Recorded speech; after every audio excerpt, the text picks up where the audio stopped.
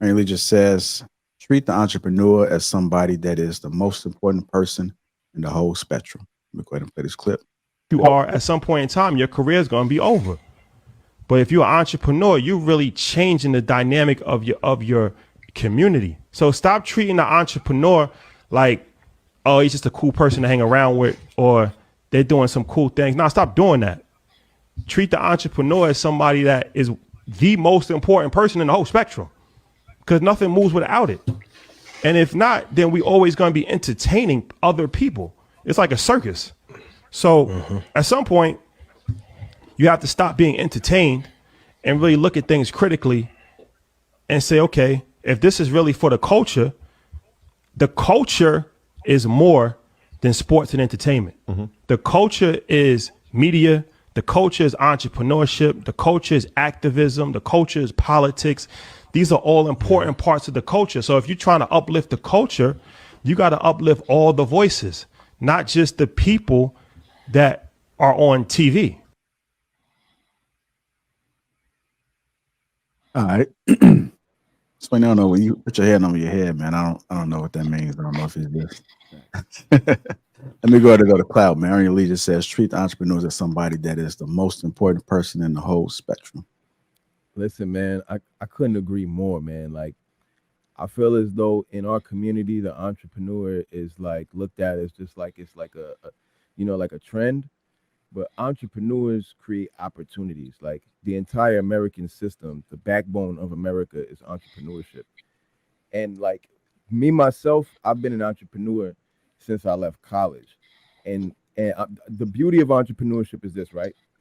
I had a client for about 10 years that I was working with.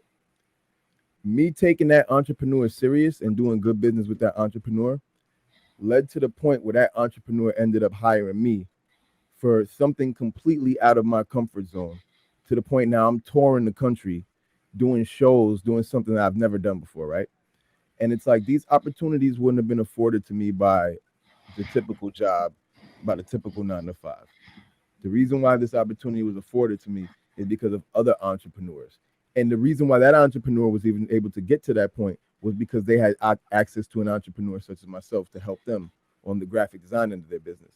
So I feel as though, like, in the Black community, we definitely need to stand behind those who are creating financial opportunities, creating jobs, creating services, because at the end of the day, one hand washes the other. These services are benefiting the people in the community, and the money that from entrepreneurship, I feel like it circles the community a lot more than a lot of the money that comes from these corporate businesses. Not just that. When you're dealing with entrepreneurs from the community, I feel like you're more likely to have people who actually care about your experience and who you are. Like when I'm touring and working with these are guys just like me. They dress like me. They talk like me. You know what I mean? Like I don't have to code switch when I'm talking business with them. I don't have to be a different person. I could be who I am, and I'm able to make a bag with them. You get what I'm saying? Whereas if I was working for the typical corporation, if we're being honest, most of especially the Fortune 500 businesses in America are majority white run or majority white owned. So at the end of the day, especially in the Black community, we don't get the opportunity to really express ourselves and really keep the culture of the business true to the culture that we live by. So I completely 100% agree with them. Like the entrepreneur to me is like the superhero in the community, and I feel like they deserve our honor, our respect, our love, and our support. All right, Sweeney, I'm going to go to you next. Ronnie Lee just says, treat the entrepreneur as somebody that is the most important person in the whole spectrum.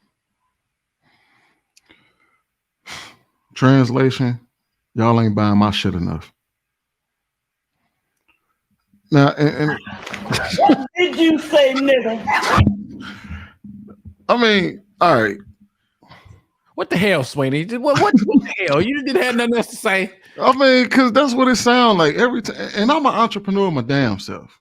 But come on. I mean? Like, and the thing is like, no, you're not the most important person in the room. You're not. You're not.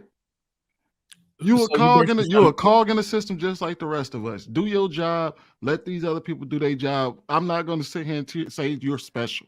You're not. People wouldn't have jobs if it wasn't for entrepreneurs. Thank you. Yeah, and entrepreneurs wouldn't have work if it wasn't for people for jobs. So That's completely not true. That's not true at all. no, you like can't. that- If That's you're the an other way around, entrepreneur, Sweeney. no, It's think the about other it. way Hold around, on, my brother. wait. If you don't have nobody to buy your shit because they don't have a job, then you're not an entrepreneur. You're just a motherfucker out there doing shit. Sweeney. People don't need a job. Somebody has to create the product. Someone has to create the business. Someone got to create the business. Somebody had to innovate in order to be able to employ somebody else. You have to. The entrepreneur. This is one of them. In the case of which came first, the chicken or the egg, somebody had to invent the wheel for somebody to reinvent that motherfucker. Like, come on, bro. Yeah, my point is that the entrepreneur. My point is that the entrepreneur is not special. He's just like everybody else. You do your job, I'm gonna do mine. All right, look at us right now, right? Sorry to cut you off, but we all on YouTube right now, right? So, and like somebody invented the cameras that we all using to stream it right now, right? Somebody invented the microphone that we're all recording on. We all got quality mics, right? Somebody invented that. Like the clothes that we have on our back that we're presenting ourselves with. Somebody invented all of those things, and they created entire industries. There are people who feed their entire family, right? Because they compose, they put together the mics that we're using right now in a factory, and our demand for the mics allows them to have a job, like allows them to have food on their table. You know what I'm saying? So I didn't say that they were useless. I didn't say that. I said that they are the same cog in the system as the rest of us. All of us have to contribute to this society. Some people invent, some people create, some people use their hands, some people work, some people shovel snow, some people make coffee. All of us are needed. But to say, oh, we need to treat them as the most important person in the whole spectrum is absolutely asinine. Well, hold on. I got some deliberate pushback for you. Why shouldn't you treat them like they're the most important person in the room? Everybody seen that quote? I was raised to treat the janitor with the same respect as the CEO. Why not? If you're dealing with them in a business interaction, why not just give them? Why not treat them? It don't mean you got to buy their product, but you can still treat them with the utmost respect. I didn't say don't treat them with respect. I said you don't have to treat them as the most important person in the room. What I'm saying is, we love talking about among black folks. Black folks don't support each other. Ain't that the tried and true trope? Black folks don't support other black businesses. So if somebody has a business, you could at least promote it if you don't want to purchase their products. What when you say they need to be better, Sweeney, quantify that. What the hell does that mean? Wait, when did I say they need to be better?